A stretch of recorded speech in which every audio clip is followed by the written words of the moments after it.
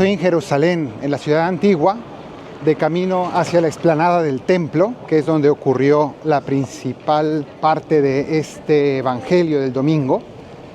Y quiero ir comentando el inicio, donde se nos comenta que Jesús hace una crítica muy fuerte hacia los escribas. Entonces vamos a hablar un poco de esto, es interesante. ¿Quiénes eran los escribas? Como se escucha ya en el nombre, escribas, tiene que ver con las escrituras. Son los biblistas, los expertos en las sagradas escrituras. En la época de Jesús, digamos que todavía el liderazgo religioso lo tenían los sacerdotes del templo, los encargados del culto, de los sacrificios. El poder estaba concentrado en el culto del templo, pero pronto ya eso iba a pasar. Cuando se destruyó el templo, eso pues se acabó. Y poco a poco fueron ganando protagonismo los escribas, es decir, los expertos en la Biblia, los biblistas, los que interpretaban las escrituras. Estos hombres eran unos estudiosos de la Sagrada Escritura, expertos en Sagrada Escritura, y eran los que pues prácticamente tenían el liderazgo, eran el punto de referencia del pueblo para explicar la Biblia y aplicarla en la propia vida.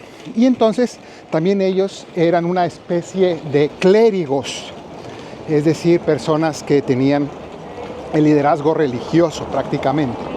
Aquí estoy pasando al lado de la fortaleza de la Torre de David, que es actualmente un museo muy interesante sobre la historia de Jerusalén, pero hoy no vamos a entrar ahí. Seguimos adelante y bueno, pues Jesús hace una crítica muy fuerte a estos clérigos. ¿Por qué? Les critica dos cosas. Les critica su vanidad y su avaricia. Pero todo esto aprovechándose precisamente de su papel de clérigos. Y entonces he repetido varias veces esta palabra de clérigos porque en el fondo lo que Jesús está criticando es lo que hoy se suele llamar el clericalismo, es decir, aprovecharse de una cierta posición religiosa en este caso para ejercer la propia autoridad y dar rienda suelta a la propia vanidad, al propio orgullo y a las propias ventajas de la posición que uno tiene en la institución religiosa, ¿no? Y el clericalismo, pues principalmente es de los clérigos, pero no es exclusivo. También otras personas pueden, de otras maneras, también laicos, tener una cierta actitud de clericalismo. Pero bueno, lo que me quiero hoy centrar y que quiero comentar es acerca de una frase que dice Jesús ahí en el Evangelio. Dice, cuídense de los escribas, porque a ellos les gusta pasearse con amplios ropajes. ¿Para qué? Para que les den los primeros puestos. Les gusta que les den los primeros puestos y que les hagan reverencias. Y luego se aprovechan de las viudas y se aprovechan de las personas, digamos, más vulnerables para sacarles dinero. Entonces esta es como la crítica que hace Jesús a estas personas. Y me quiero fijar en esa primera frase donde dice, les gusta pasearse con amplios ropajes. Y hago referencia a esto porque entonces aquí me viene una pregunta y es, claro, Jesús hace esta crítica a los escribas, pero queda escrita en el Evangelio no para criticar a los judíos, como estos que están pasando aquí detrás de mí, de aquella época, sino que queda escrita en las escrituras nuestras, cristianas, porque en el fondo es una crítica también a los clérigos que vendrán después en la iglesia de Jesucristo. Hoy yo vengo vestido, no alcanzan a ver, pero yo hoy vengo vestido de sotana.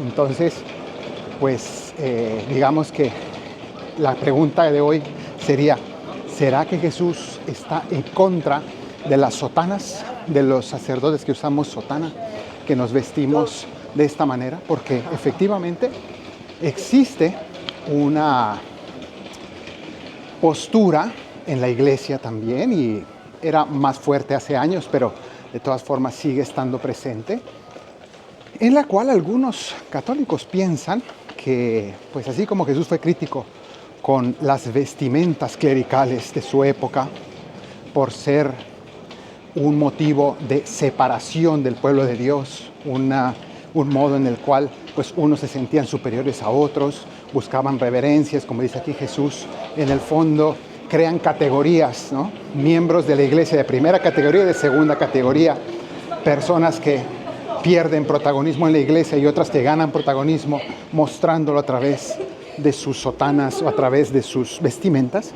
Entonces hay personas, sacerdotes, que más bien piensan que no hay que usar nada y que hay que ir, el sacerdote debería ir, el presbítero, el religioso, debería vestirse exactamente igual que el resto del pueblo de Dios como signo de humildad y para no prestarse a estos juegos de vanidad.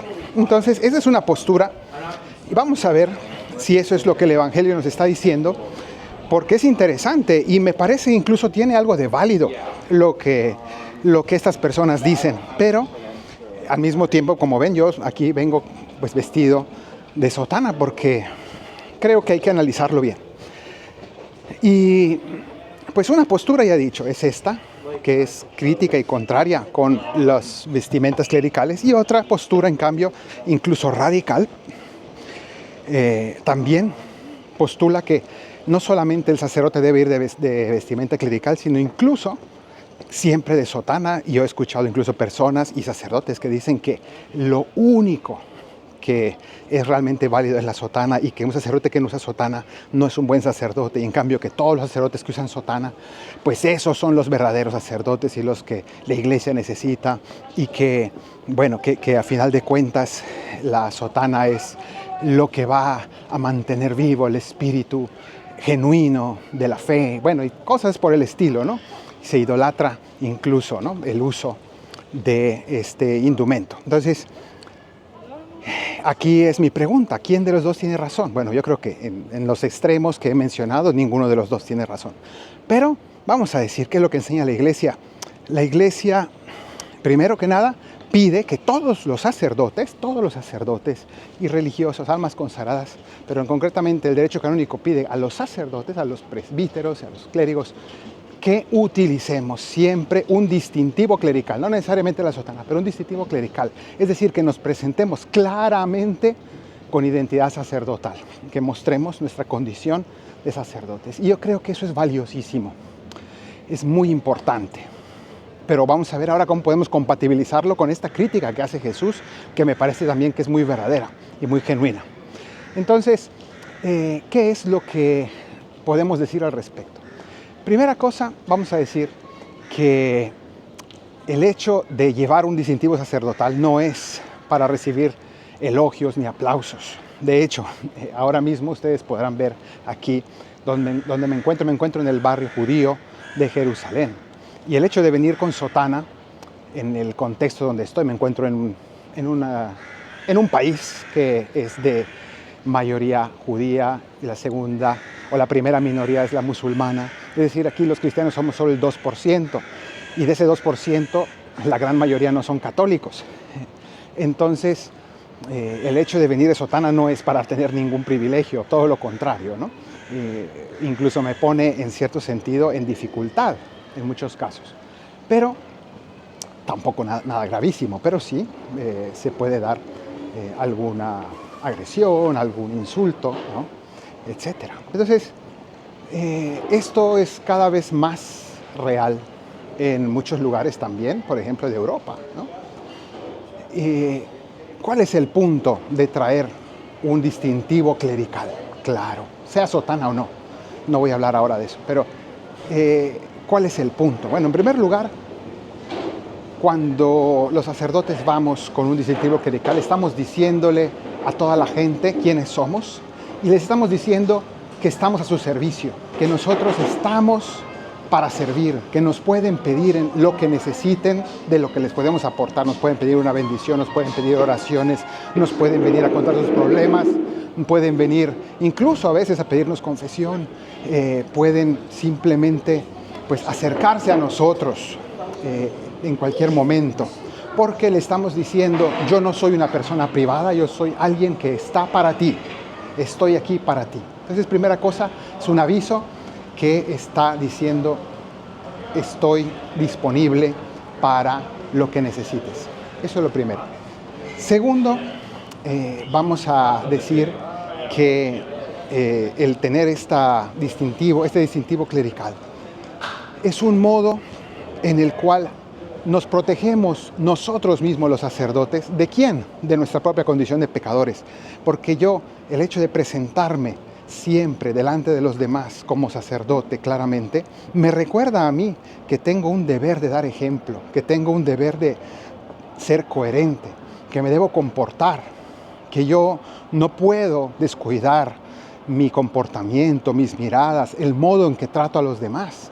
Cada vez que yo hablo con alguien, me dirijo a alguien, sea hombre, sea mujer, siempre lo hago en mi condición de sacerdote, claramente. No oculto el hecho de quién soy y de que yo estoy casado con Dios y con la iglesia.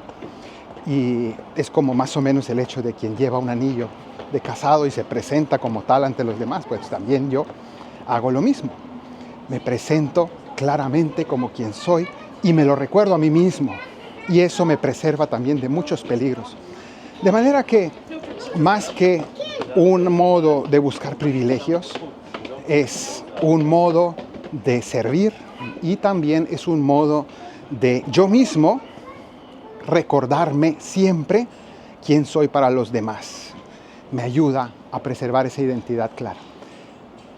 Y tengo que decir que en muchos casos, como el que he mencionado antes, el estar aquí en un lugar de minoría cristiana o incluso en otros lugares cristianos, en cualquier país, incluso católico, el hecho de ir vestido de sacerdote muchas veces resulta incómodo, porque, por lo que he dicho, porque está uno siempre de servicio, está uno siempre,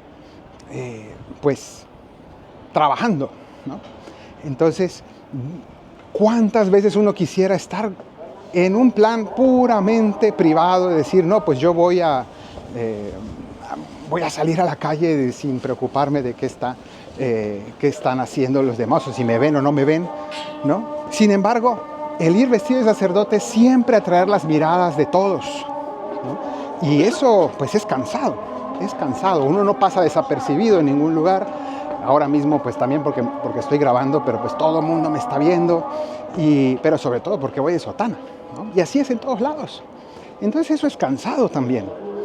Pero es bueno porque recuerda a los demás la presencia de Dios. Crean o no, estén de acuerdo o no, las personas se dan cuenta de que estoy allí para servir y bueno, de quién soy yo. Ese es el motivo por el cual es bueno el tener esta prenda y este distintivo y este modo de presentarme o de presentarnos los sacerdotes ante los demás, sea con sotana, sea con otro tipo de distintivo clerical, camisas clericales, tantas maneras, pero que sea una clara identidad de sacerdote, de alma consagrada. Y sin embargo, qué importante es que en los contextos donde esto aplique, nunca lo usemos para recibir beneficios, porque claro, también la tentación es decir, me voy a poner de sacerdote porque aquí por ser sacerdote me van a dar el primer puesto, porque aquí me van a abrir las puertas, porque aquí el policía me va a perdonar la multa de la infracción, porque aquí, no sé, me van a dar un privilegio, ¿no? Y en el fondo porque quiero que me respeten, porque quiero que me reverencien, como hacían estos escribas que Jesús critica tanto.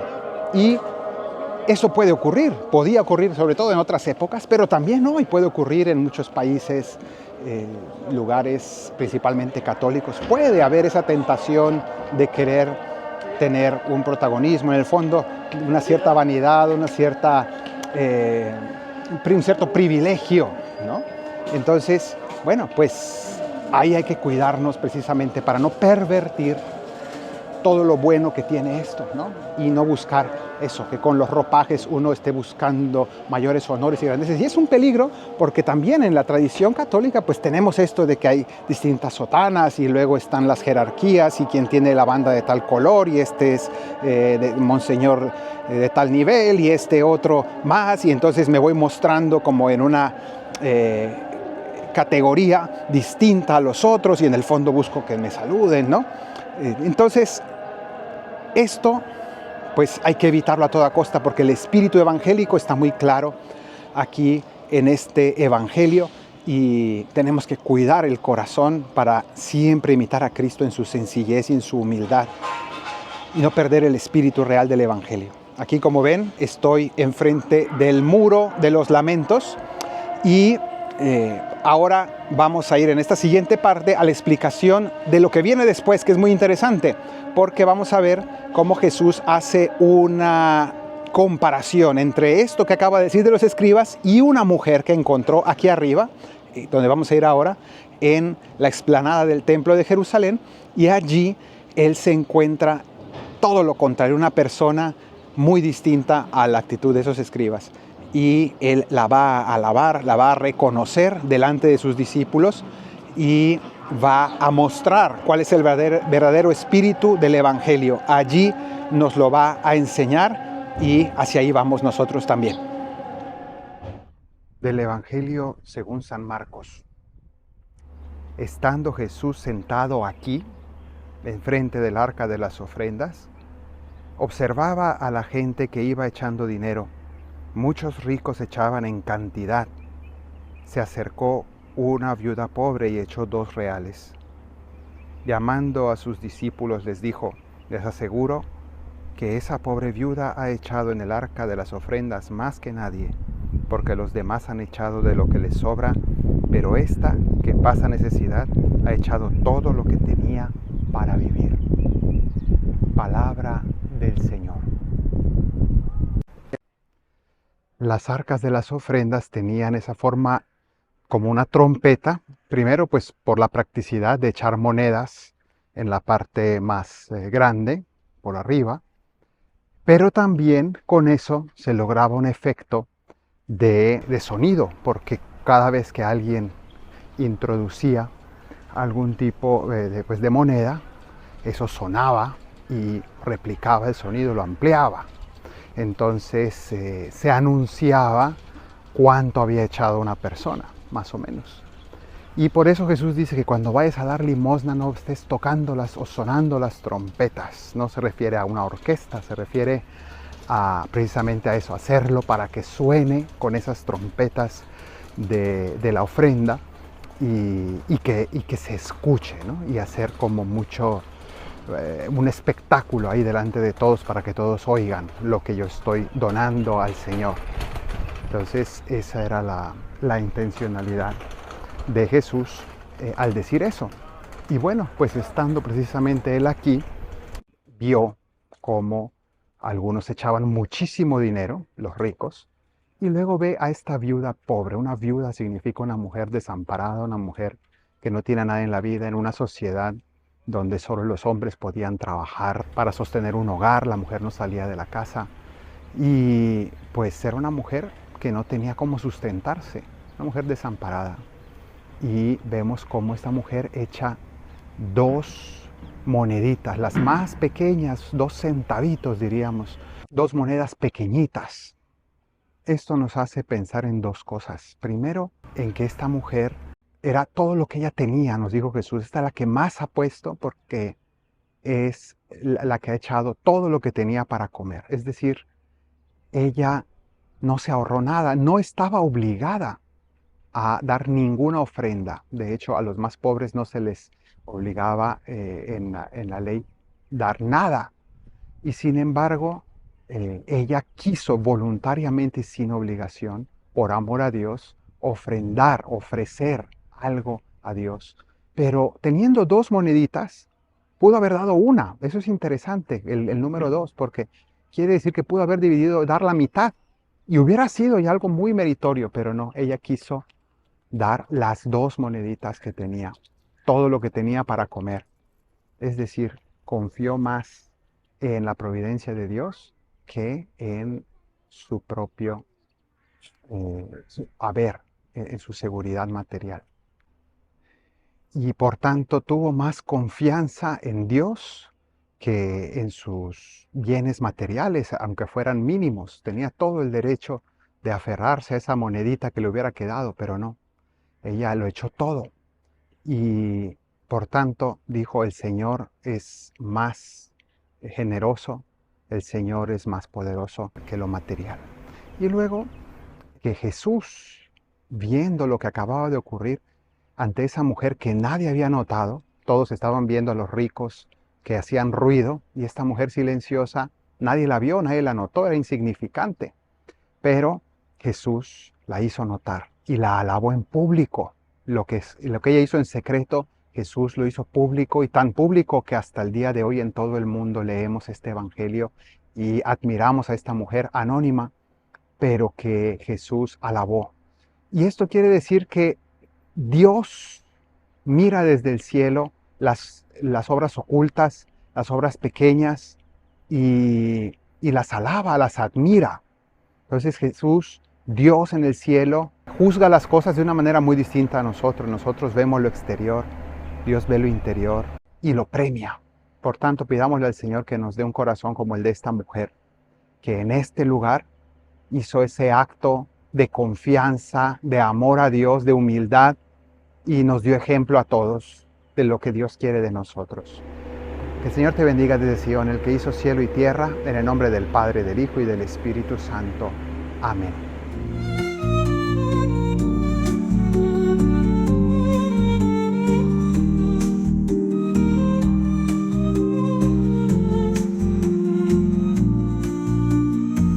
Se acercó una viuda pobre, nadie pareció notarla, mas su ofrenda fue entre tantas, la más rica y la más noble. 2 minúsculas monedas puso humilde en la alcancía, solo el Señor la vería, admirando su proeza. Aquella ofrenda escondida parecía insignificante, mas para Dios fue tan grande que la publicó enseguida. Mirad a esa pobre viuda, de todos desconocida, que se entregó sin medida y creyó sin tener duda. Toma, Señor, mi libertad, mi memoria, entendimiento y voluntad, todo mi haber y poseer. Tú me lo diste, a ti, Señor, lo torno.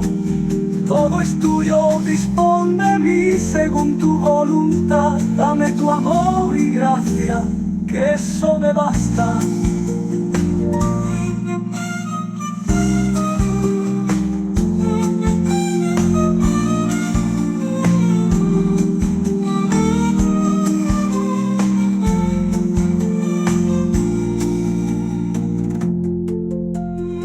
No vio lo que le sobraba, mas confió en la providencia. Lo que era su subsistencia lo entregó porque confiaba. Será Dios el que me cuide, para Él es mi corazón. Lo que tengo y lo que soy se lo doy sin que me angustie. Pudo dar una moneda, pero prefirió dar 2, dando todo a su Señor, para que Él sea quien provea. No es cuestión de cantidades, sino de desprendimiento. Ofrecerse sin descuentos y también sin vanidades. Toma, Señor, mi libertad, mi memoria, entendimiento y voluntad, todo mi haber y poseer. Tú me lo diste, a ti, Señor, lo torno. Todo es tuyo, dispón de mí según tu voluntad. Dame tu amor y gracia, que eso me basta.